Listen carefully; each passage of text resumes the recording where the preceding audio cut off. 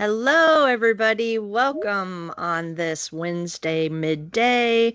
We're going to let folks in. Thank you all so much for taking the time. Hopefully, you can see the screen. We are talking about the maturity gap today. Thank you all so much for taking the time to join. Tanya, thank you so much for taking the time to join. How are you today? I'm doing great, thank you. How are you? Good. Are you excited about talking about the maturity gap? Absolutely. We have a maturity gap in the world? I don't know, actually. Why are we doing Oh, this? ha ha Just ha. You're kidding. being funny girl today. Okay, well that's pretty cute. Yeah, do we have a maturity problem? Ha ha ha. Just a Well, little bit. we're just going to chat about that, obviously. So thank you all so much for joining. Let's go ahead and get started. We're going to jump right into this. Obviously, we want your questions. We're going to monitor the Q&A, the chat. So please put those in as we go. If it makes sense relevant to what we're talking about, then we're going to jump in and talk about that. So today, we're going to talk about good enough and maturity and how these programs are built and what's working and what's not. So, really fun dialogue. I'm excited to be joined by Tanya. She does a lot of this work in the real world, and so has some really good examples that we can talk about today. So, let's just jump in. Okay, so good enough somewhere along the way became like the bar. It became the ceiling.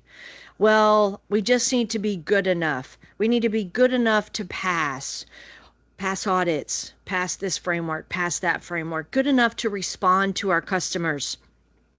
Just good enough. Good enough is a problem when you're talking about protecting data, protecting people, being secure. Like good enough was never the bar, but it kind of came that way because the pressure is immense. Customers, are asking and different inquiries and audits are off the chain and just all of this stuff started happening. Tanya, what's your thoughts about good enough? Do you see that kind of is where companies started and maybe kind of where they camped and maybe kind of why did that happen? Yeah, I mean, I would say that good enough is better than nothing. Absolutely. Ah, great point. Uh, Yep. so it's a step in the right direction, but it's not the last step. But it is easy to get stuck there, especially for a lot of folks where this type of stuff isn't the only part of their roles. They're doing other stuff, they're busy. So it's easy to get stuck here. But obviously moving past that good enough point is just hugely beneficial. Yeah, it really is. And it does make sense. You're right. You already said it. There's a lot going on. A lot of the people tasked with this stuff, they already have full-time jobs. They already had other stuff to do. I mean, how many IT people do we talk to and even security people? Well, I've never actually done this thing before, but I got assigned it.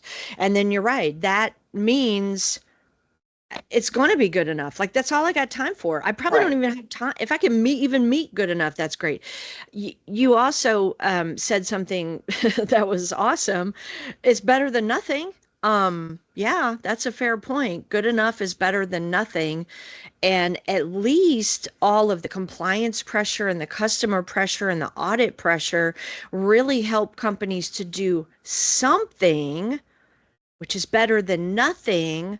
But actually, sometimes I have said, I mean, I've had actual conversations with executives repeatedly. Well, we passed, so I don't know what you're yipping about that we need to do this other stuff. Because passing was never the bar, good enough was never the bar. So, yes, so something is better than nothing. The danger with something is that it can work to create this false sense of security, especially with people who just don't know any better because they just don't know any better, or they don't know any better because they're choosing not to know any better. They're choosing to kind of live in that Mhm. space. So, Tanya, do you also see that false sense of security and maybe how dangerous that is as well?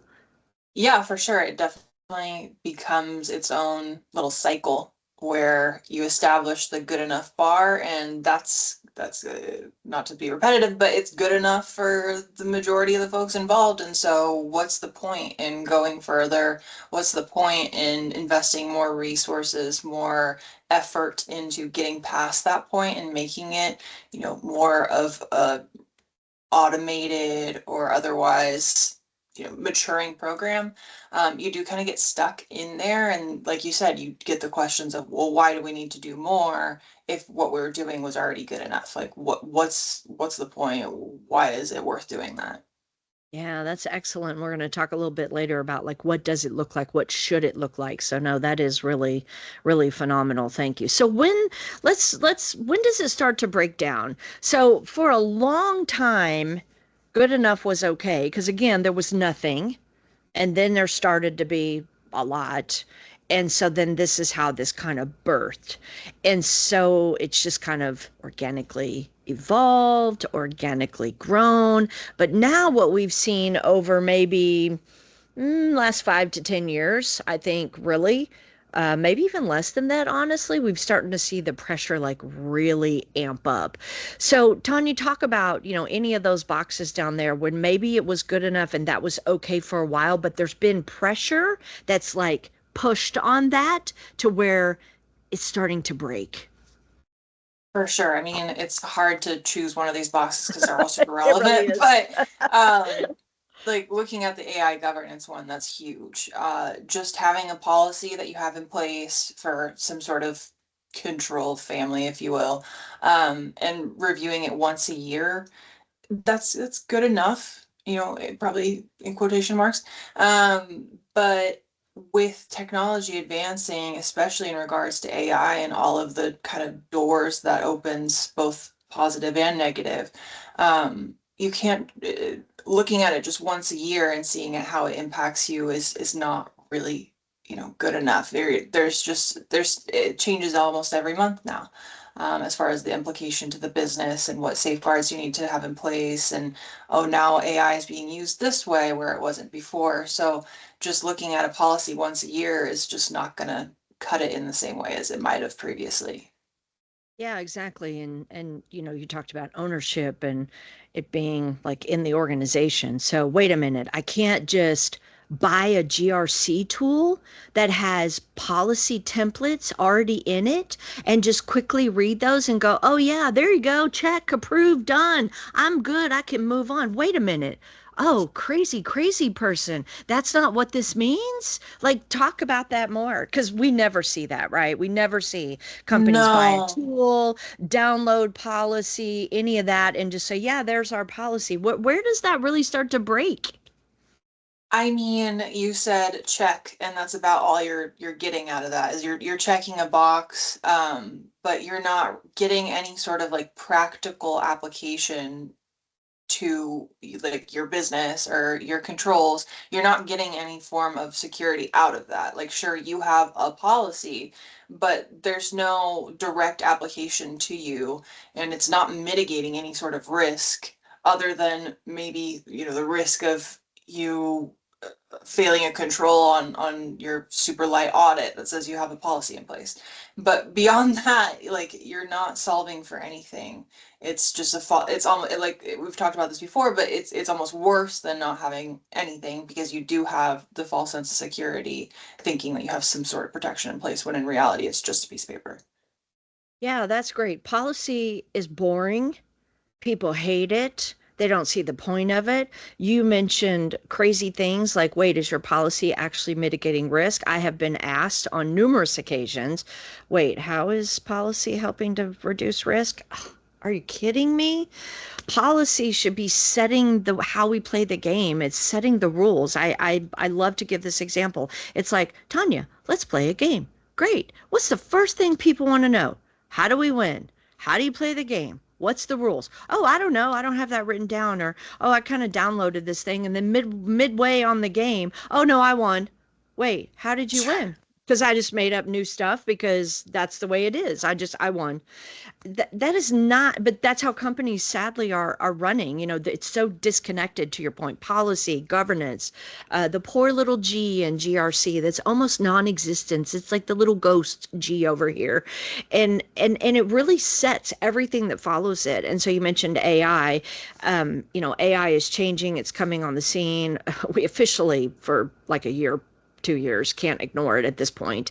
Yeah. And so govern it, do it the right way. And policy really is instrumental in how you communicate to people and how You tell them how do we play this game? What are the rules? What can you do? What can you not do? How do you win? Like all of those things is really what your policy is. And I hate to break it to anybody who thinks buying a tool or downloading policy is the easy button that works. It doesn't.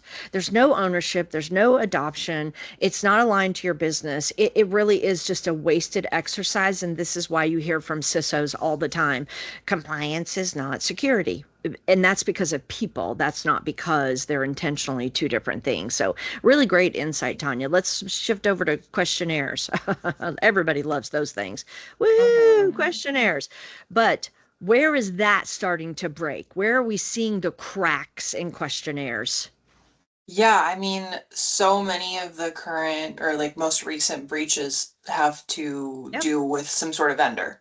So it's no longer enough to just get their SOC 2 report.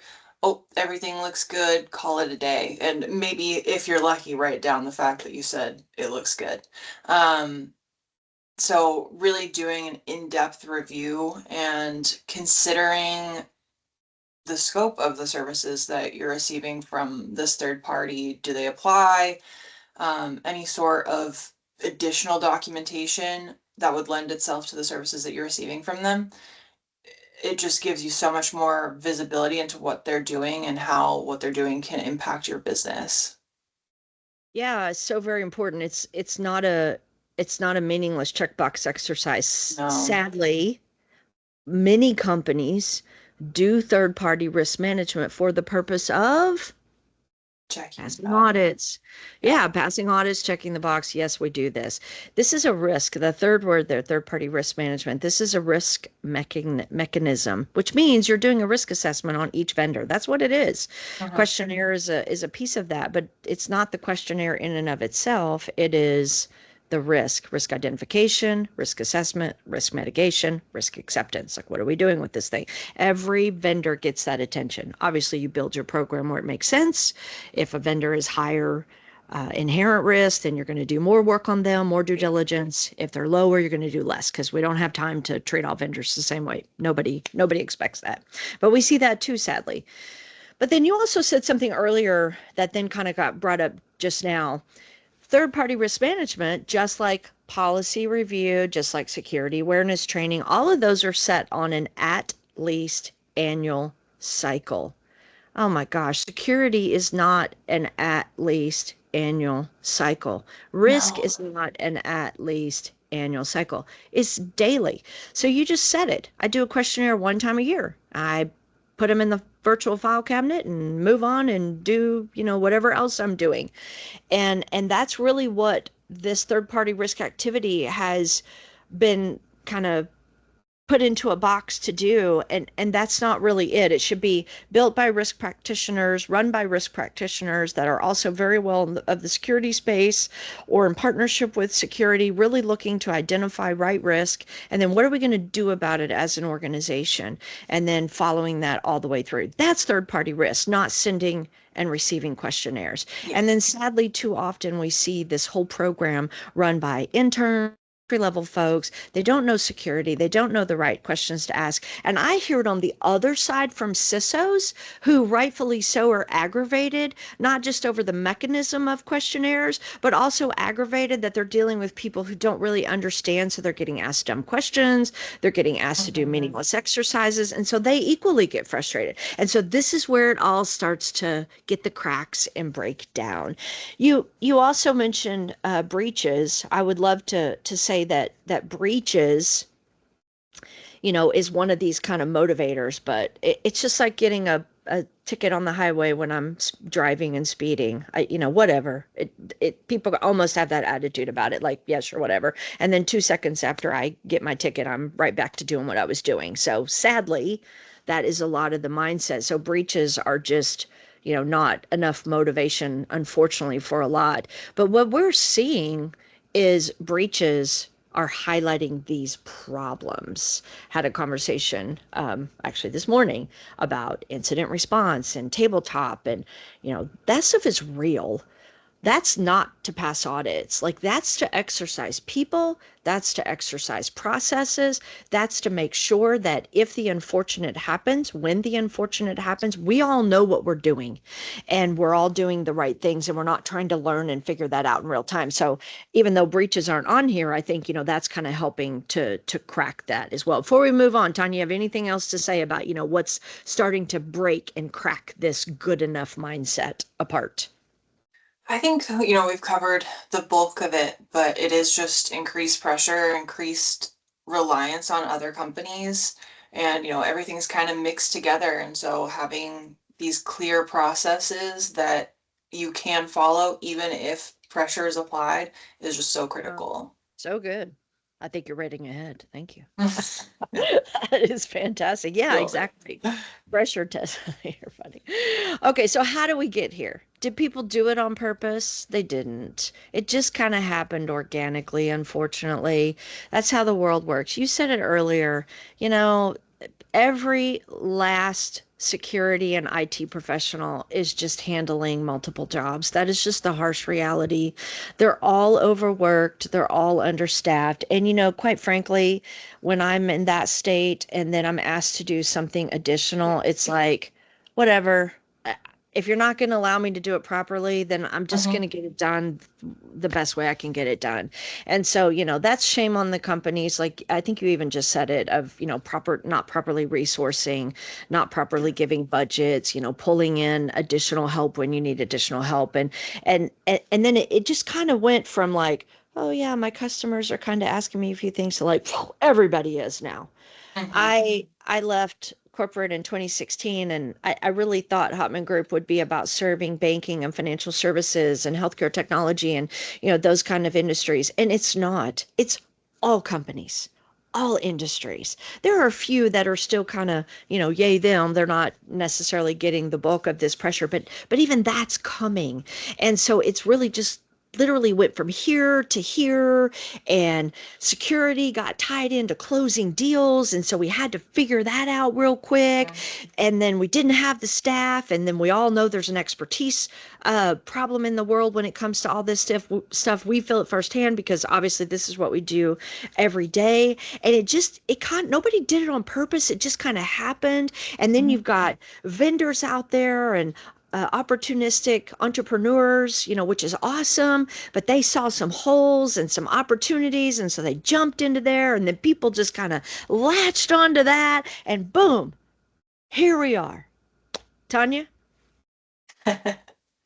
No, Boom. agreed. Whenever there's people that are, busy scrambling to get things done, there's gonna be folks that capitalize more or less on that, and it's easy to fall into it. It's the easy button for a reason.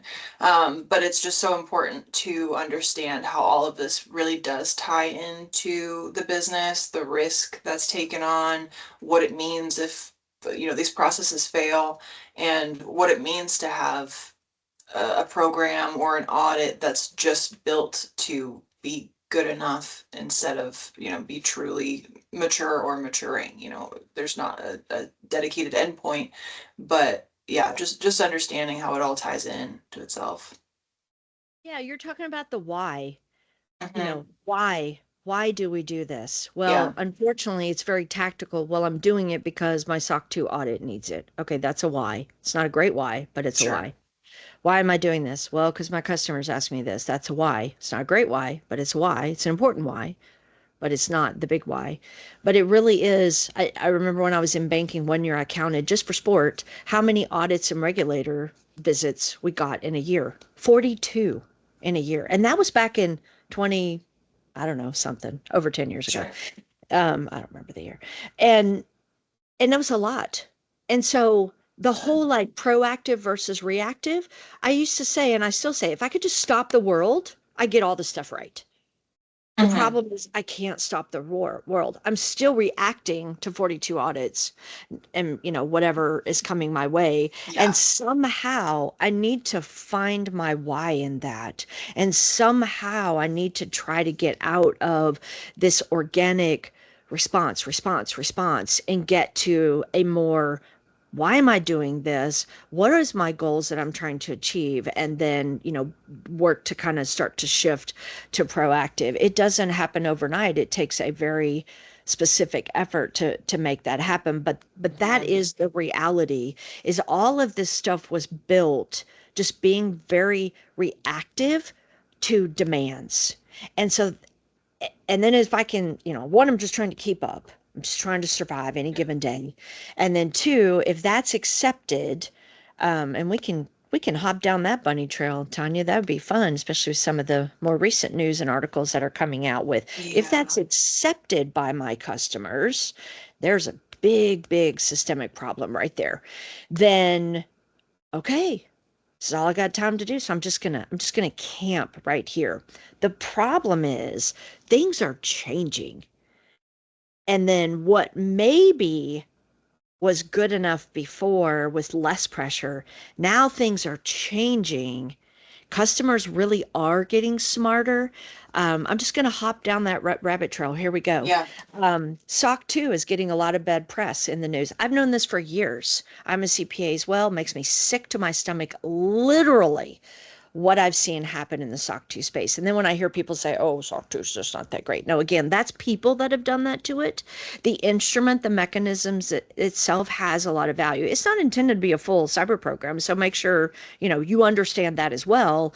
But it is risk based. It is intended to hit, some of those key critical areas. But what are we seeing? Sadly, just recently, like in the days, we're seeing even more fabrication, easy button, and more that's coming out. It's not new. It's been there for the last, what, 4 years, 4 or 5 years, ever since like COVID-ish and, really the big SaaS tech boom and all of that. That's where it started to come because SaaS companies were overwhelmed. They didn't know how to go get a SOC 2. Enterprising entrepreneur, voila, here's the answer to your problem. And then here we go.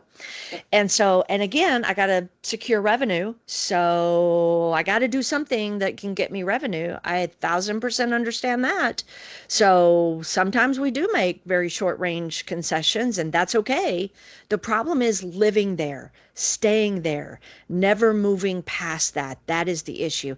The other problem is just believing, it's like we were talking about policy earlier, believing that, oh, that policy is okay. No, that's not okay. It might be okay to pass audit today, to get revenue today. It's not okay. It's something that needs to be worked on and improved. So the whole thing just organically grew and grew very reactive, very tactically, but we're seeing the market shift. You agree, Tanya? Yeah, for sure. And, just thinking about either way, it's going to be an investment, right? If you take the amount of time and resources to actually set up a program that's tailored for your environment, actually mitigates risks. Also, doing the easy button option is also going to cost time and resources, probably a bit less resource wise, but it's tempting to go the good enough route, and just press the easy button, but it's not going to be good enough for much longer, and it already isn't. So the cracks, like you said, are starting to show. So you're gonna have to invest this time and those resources one way or another. um, just kind of skirting it is not going to be possible as we move forward, and there's more reliance on these products, more demands and whatnot. So I think it is just a matter of getting ahead of it instead of just trying to skirt it as long as possible. Yeah, you might have some other examples of how things are changing. One thing that comes to my mind is like, who's the audit firm? We Yeah, see a lot of different reports from a lot of different companies, and so that's one thing to think about. Who's the audit firm? Well, customers are starting to think that, like, oh, you have a SOC hmm, 2, but who's the audit firm? Ooh, that audit firm is not acceptable. Or I know that name, but they're a very commoditized audit firm. So I automatically know the way this was done. Or, oh, look at that. These are the same controls as the four other reports that I have.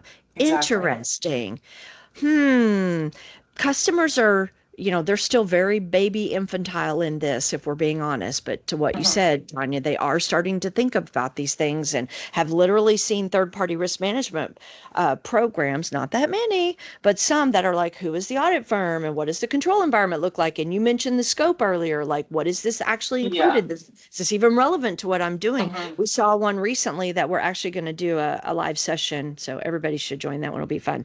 We're going to anonymize the report, but it is entirely an export from a GRC SaaS tool. And that was the audit report. It's not an audit, to be clear. So we're gonna have some fun and we're obviously not naming any names, but we're gonna kind of go through that and help people like to think like this is not acceptable information to rely upon. Great things to maybe get initially and then start to ask some questions, but this is not an audit. And so more and more people and security professionals and companies are starting to realize, hey, this that you're sending me is not really what it needs to be. And so, need to think about that. We're already seeing there's several third-party risk management tools on the market that do basically, look for vulnerabilities that they can see publicly. Is that a whole third party risk management program? It's not, to be clear. Absolutely, hard stop is not the whole program. But can it be a piece of it? It can. And it can move the needle to a once a year exercise in something that's very administrative. Hey, tell me how you do these, 500 things, to something that maybe I have a different lens and a different visibility. So it can absolutely be part of, what that risk identification and mitigation looks like. What other movements in the market, Tanya, might come to mind that you're seeing or thinking about? As far as like good enough not being Yeah, good enough exactly. anymore. Yeah. I mean, I think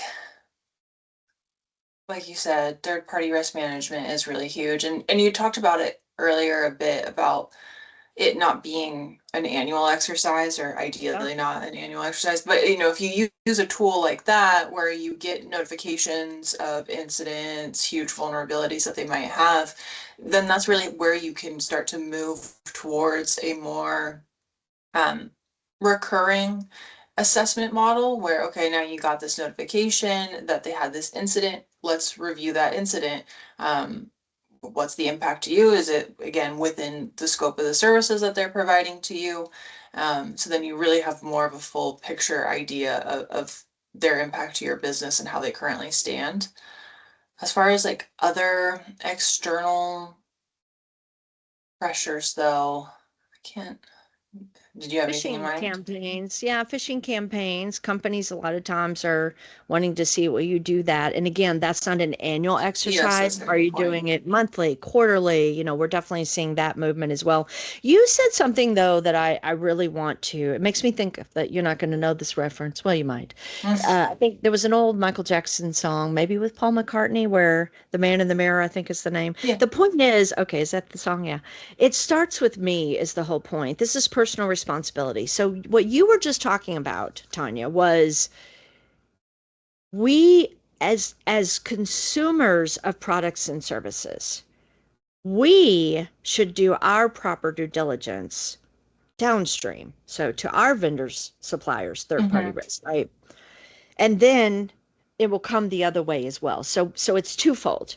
We should be properly risk identifying our vendors and suppliers. Meanwhile, we should be preparing ourselves for a more strategic response and handling of that coming from our customers. And so it's all this flow down, right? And so, but the responsibility does start with us, because shame on customers who accept this stuff. I was on a Hmm. call with a company yesterday, the day before, and I specifically asked them about SOC 2, and they were like, yeah, so we're having to pivot. I'm like, yeah, let me guess. You use this platform, who uses this auditor? Yes. Okay. Oh, yeah. And we probably don't want to do that. And so then their alternative was the same model, unfortunately, but in just different names. I'm like, not a good idea, because No. the same thing is happening over there, to be clear, just hasn't been named. Sure. So, so shame on us for taking those routes, right? Because if individually we will take responsibility to recognize we have a huge responsibility and we hold our suppliers accountable, then our customers will start to hold us more accountable as well. And then we will all be holding Mhm. each other way more accountable. And that's how you really start to move this. And it really is a collective effort where we all value security, we all value protection collectively as a group, and we work to be good stewards. I know there's budget constraints, time constraints, resource constraints. Trust me, deal with it every day. I 1000% agree. But Tanya, it's what you said earlier.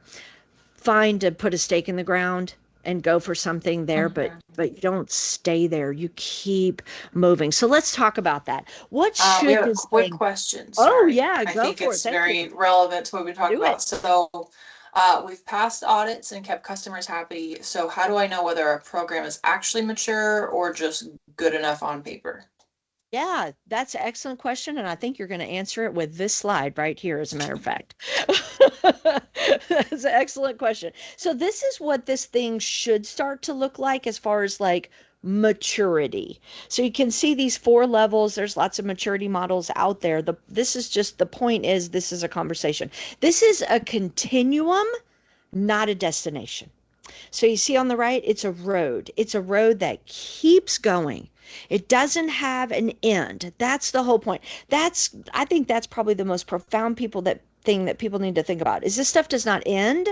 It is ongoing. You have now gotten in the car and you are on a trip that never ends. So, Tanya, talk about what these four kind of points on here mean and then Yeah, how for it answers sure. that question. Yeah, so starting off at reactive, that's, we've talked about it. So you're just Yep. doing things in response to external demands, which I get it 100%. We all have to start somewhere. Um, Operational is where there's a bit more like continuous running of the program. So you have more like defined controls, but still a lot of manual operation going on. Are the policies like truly representative of the controls in place? Probably not all the time. So it's a decent spot, but it's still definitely, there's a lot of room for improvement, but it's not purely reactive. There is some level of proactiveness or, understanding what other pressures may come into play. Managed is where it's really easy to get stuck. So you have some level of probably of automation, maybe still some layers of manual efforts, maybe some like offline tracking, um, but there's maybe some crosswalking to other frameworks, figuring out kind of what the org needs in this current moment and future versus just again reactive or semi-reactive. And then optimized is really where there's more automation involved, but not as a way to make things, I don't want to say make things easier, but to kind Mhm. of like skirt the pressures. It's to make sure that your controls are operating and are not as prone to like manual error so much as just making it quote unquote easier. So kind of taking the human element out of, the potential failures that way. And you're testing your program, you're taking a good look at how everything plays together, making sure that your program can change in response to demands, whether that's like a change in framework or, okay, you have this new line of business, what do we do with this now? Um, and just, yeah, just overall more resilient, proactive program. Yeah, Is there that's very anything you well would add said. to that? No, that's fantastic. But yes, exactly. So, in answer to the question, you pass audits at reactive, you feel the pain of too much work, too much pressure, too much evidence gathering, too much repetition, not enough staff. That's where you feel it operational. But exactly what you said, Tanya, operational is more my pain. I'm trying to operationalize it so I don't have as much pain. It's easier, not as much repetition, all of that. But we're still very tactical and reactive Yeah. at both of those levels.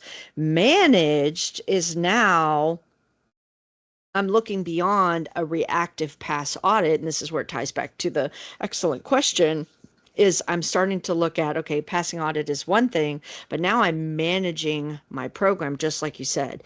Am I crosswalk to other frameworks? Do I know where my failures are? This is where metrics and dashboards start to show up. If I can articulate the activities to different levels of the organization, to peers, to control owners, to leadership, one manager layer, all the way up to executive layer and board, then I'm probably more managing my program. Completely separate from audit, but it's managed that, hey, we had this failure, Bob didn't do this right, or this team doesn't know they need to do this, or hey, we've had a new risk like AI, for example, and we've realized that we have these things missing.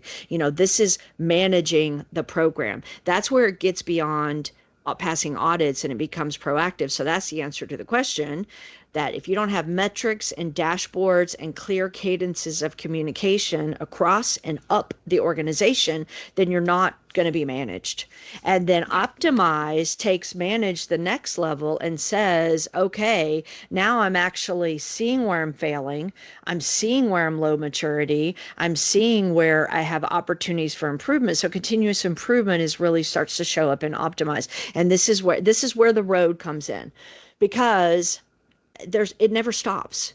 The world is changing. My people are changing, my resources, the business is changing, everything's changing. Breaches are changing. I'm getting new information all the time. And if I'm not ingesting all of that internal and external factors, then I'm nowhere near optimized. I'm stuck down in reactive. And so what I'm seeing in the world right now is that everybody's been reactive because the pressure just spiked with customers.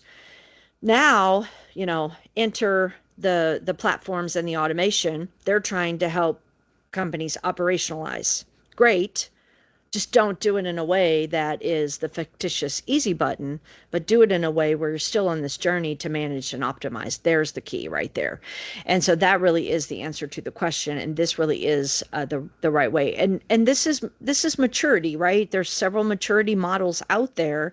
Not only should we be looking at our programs from a pass fail standpoint, that's what audit is focused on, but we need to be looking at our program from a maturity standpoint.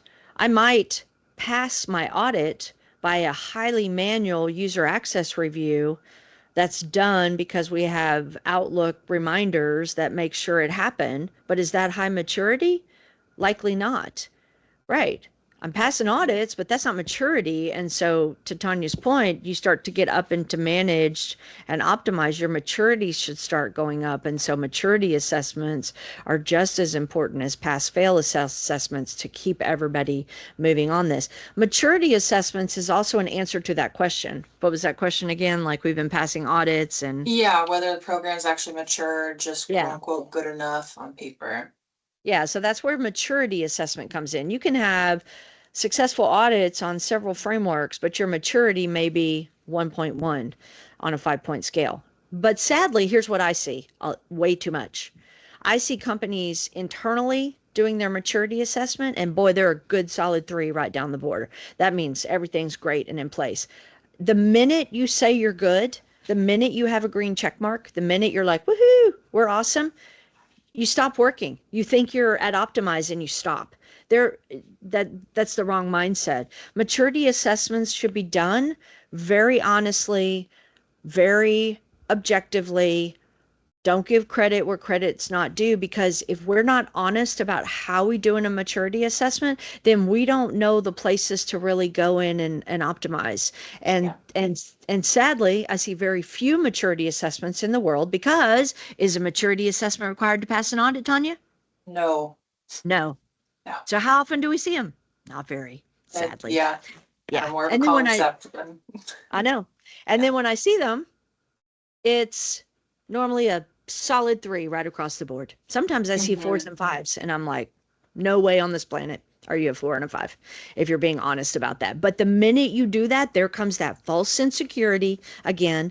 There Yeah. comes that executives think everything's great. So why are you asking me for more money? It is a balance between, hey, are you doing your job that I'm paying you for? And, why do you need more money? Like, I mean, it is a balance between those two Sure. things. I get that. But we got to try to strike the balance. Like, yeah, we're passing audits, we're good, but we're not great. And here's why we're not great. And being able to articulate that story, which really is that managed level. Okay, I'm going to stop talking. What else, Tanya, did I leave out We here? have a question. Oh, another question. Love Um, it. if a team is stuck in the middle, which of these like kind of common blockers usually matter most first? Manual work, limited visibility, diffuse ownership, or audit-driven behavior. So which of those would you say matters the most or comes in the way of getting further along this route? Um, I mean, feel free to go first if you want to go Yeah. first. Yeah. Um,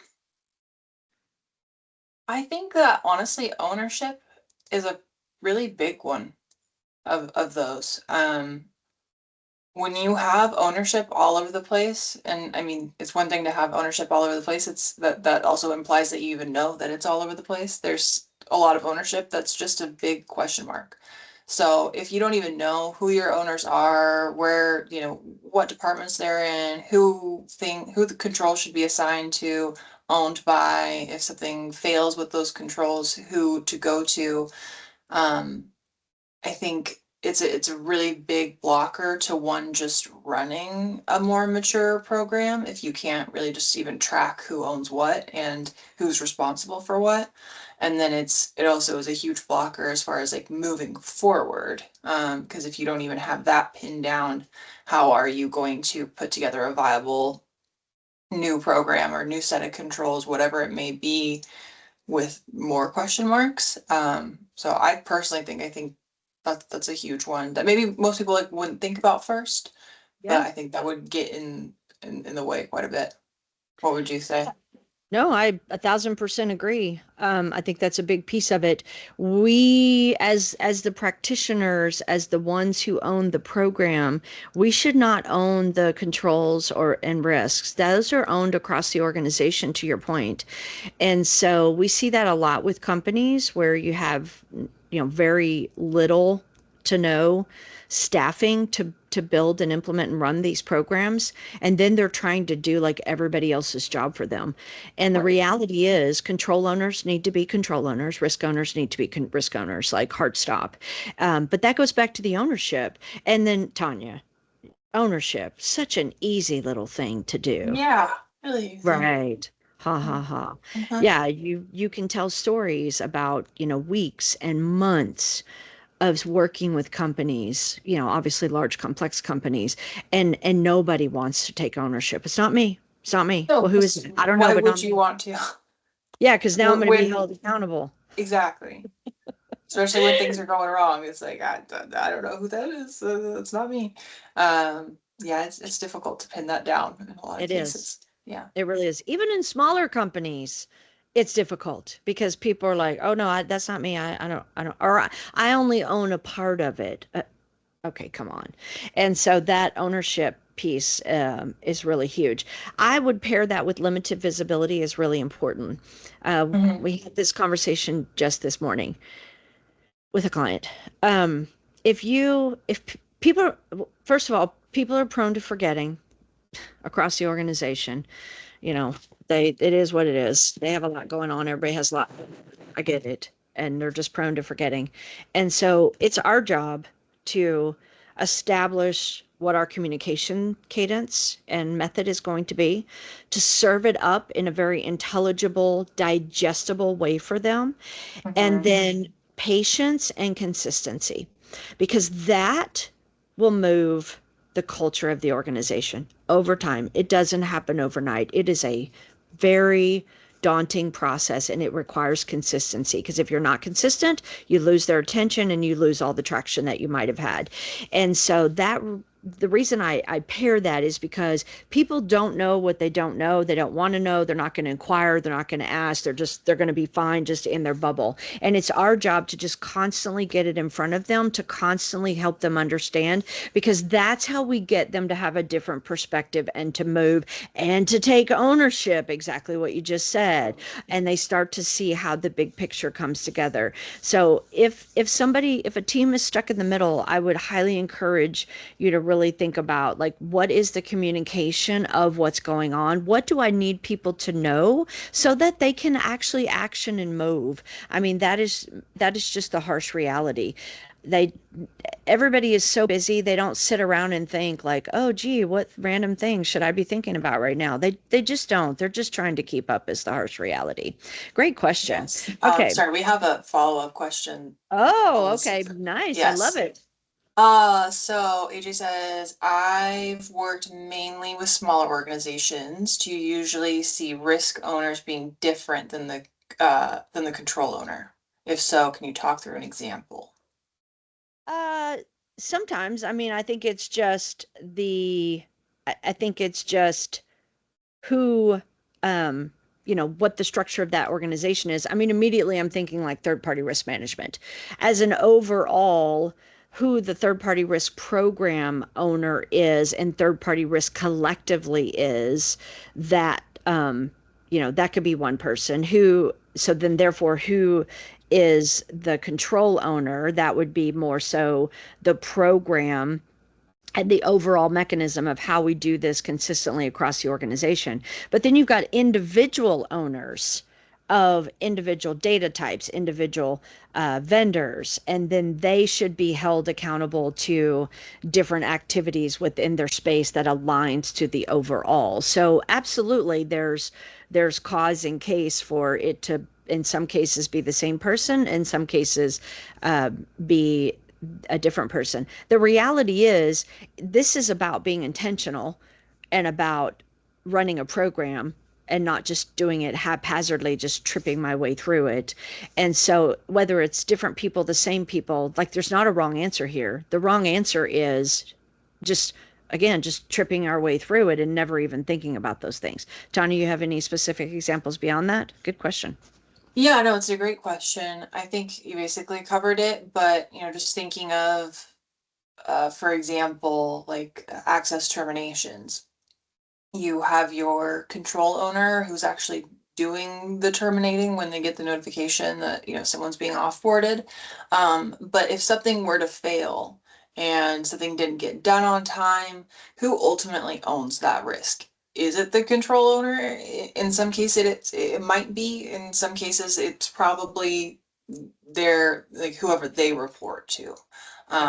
So I think that's generally how I tend to think about that differentiation. Yeah, exactly. Yeah, and then day-to-day control operators, some companies, here's the control operator. This is the one who's going to operate it on a day-to-day basis.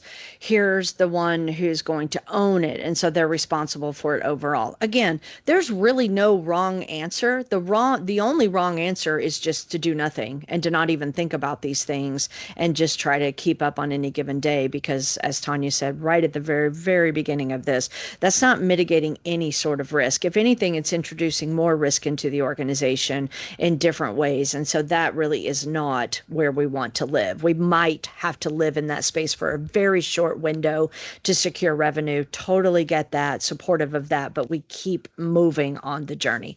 So we have about 10-ish minutes. Great questions, great dialogue. Thank you so much, everyone. Thank you, Tanya. So let's talk about, so what should we be doing? What do these things really look like? What's the difference between a program that really is not a program, that is really just a collection of responsiveness? I won't even give it the dignity of calling it a program. Maybe one that's operationalized. Maybe we've bought a platform, maybe we've automated some things and we're like, woohoo, we've got this thing operationalized. But how much risk are we actually mitigating?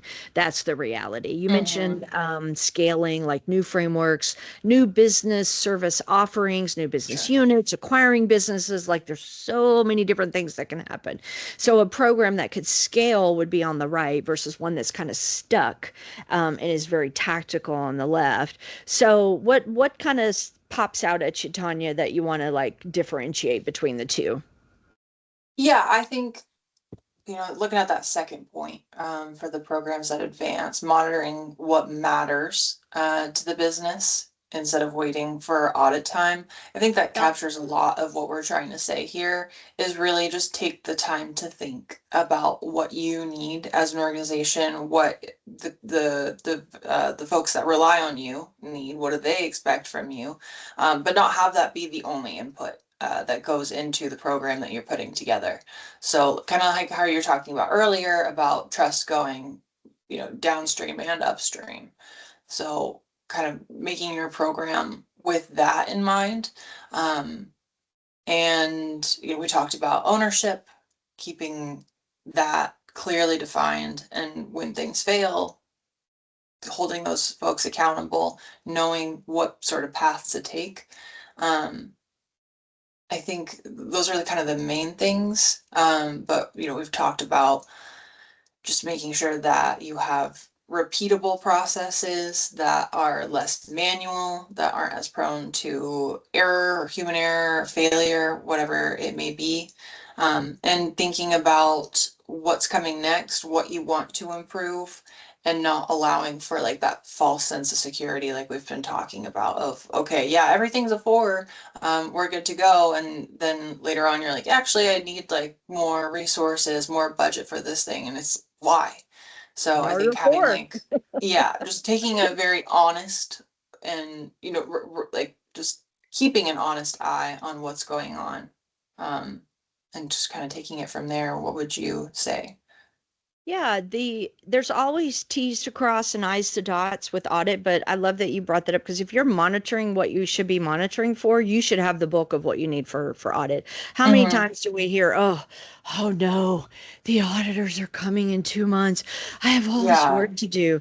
Okay, that now is not the time to be doing that. You should have already been doing all that you should have been doing. And oh, by the way, they're just going to come and check me.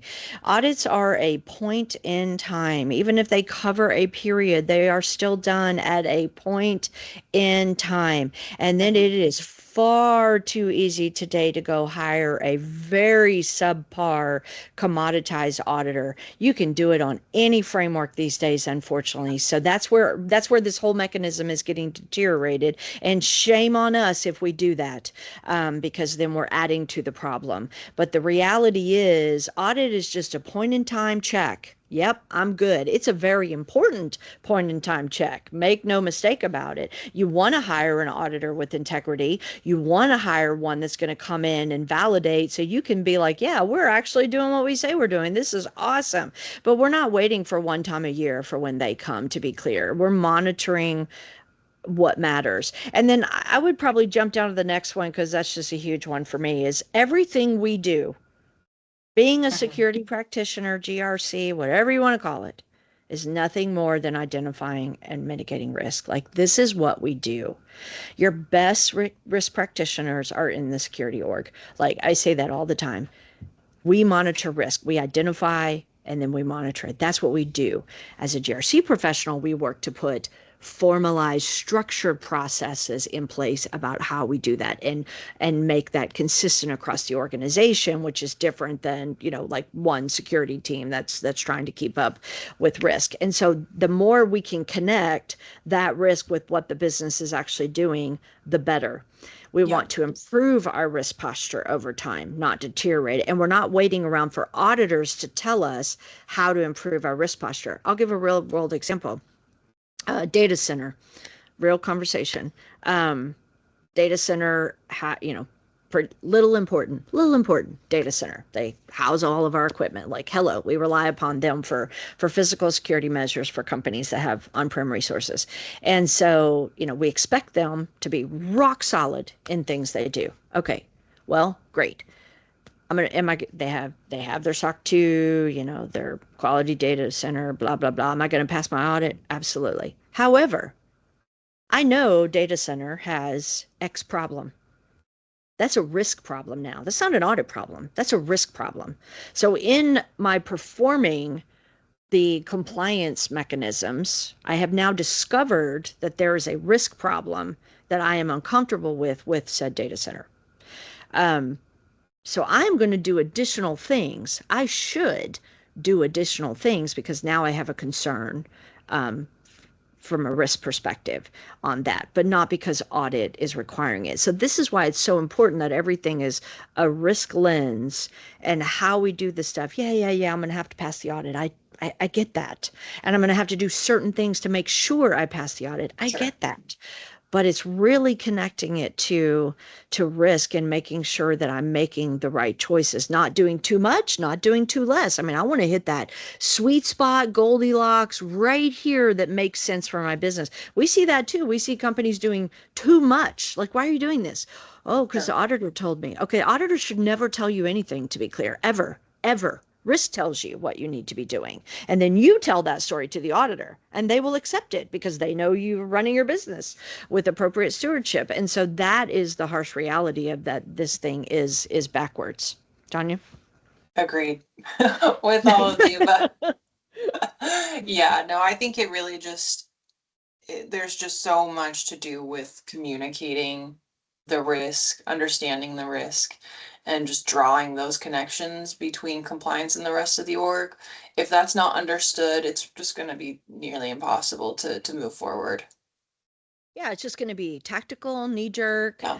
random next thing, and just trying to keep up. And that's what we're seeing, unfortunately, is that exactly. So what does this look like? Like, how do you get there? I love that. Stronger programs do not just do more. GRC. Like, that's not the point here. The point is to be smarter, to be more strategic about where we spend our efforts. And then automation is huge. Like, take advantage of it, but don't do it in a way to hit the easy button and to skirt the work that really needs to be done. We want to build scalable programs that really do support the business. It's the other side of risk is reward. So risk and reward. And so, I had a conversation of, I don't know, some time ago, with the SaaS company, a large SaaS company, and their risk, SaaS companies in general, their risk appetite is automatically higher because they're going after reward and they're in a highly competitive space and they're trying to win business and they're trying to throw out features every 5 seconds. And, that's just the nature of the beast, right? So you build a program in that organization that looks different than an insurance company or banking or something else. And so that's what you want to do is um, you want to build these programs for what makes sense to the organization. That's why they're not go buy it in the tool and push the button and it's done. That's just not realistic. Just like anybody should be able to think that is just not realistic. It might be a starting point at best, but that's it. And so this is really what advancement looks like. This is all about risk and how we're going to identify risk and what are we going to do about it. But we want to actually enable the business. We're not trying to say no to everything. We want to go after reward. Hello, but we want to do it smartly. And so this is where we connect that risk decisions, these GRC processes to what the business is doing to help them is smartly, rightly go after the reward. Visibility, so huge. Everybody has to be playing the same game. Imagine, go back to the game example. Imagine we're playing a game, but we're all being secretive in separate rooms and we're not sharing what's going on. I won. Okay, I don't even know what's going on. That's what we're playing. We're playing that game, unfortunately. We're fine. Look at the green check mark. Isn't that awesome? We're fine. Yeah. No, it doesn't. Oh, we passed audit. Woo, we're good. That's not visibility. We need to build real visibility. And then we need to pressure test these things so that the cracks don't keep showing up. And then improvement, improvement, improvement. It's just all the time. It never stops. Okay, as we wrap up here, Tanya, and I just want to flip to this next side because I just want to everybody hear me well. Passing is the wrong question. This is not about passing. I think we've said that, but I'm just going to say it, and I'm gonna put this down and not say anymore. Tanya, what would you have as your final closing kind of thoughts on all of this to folks? Yeah, I mean, it really is, like you said, passing is the wrong question. It's just It is. it's a question, right? But it's not the question that should guide what a program does or is constructed.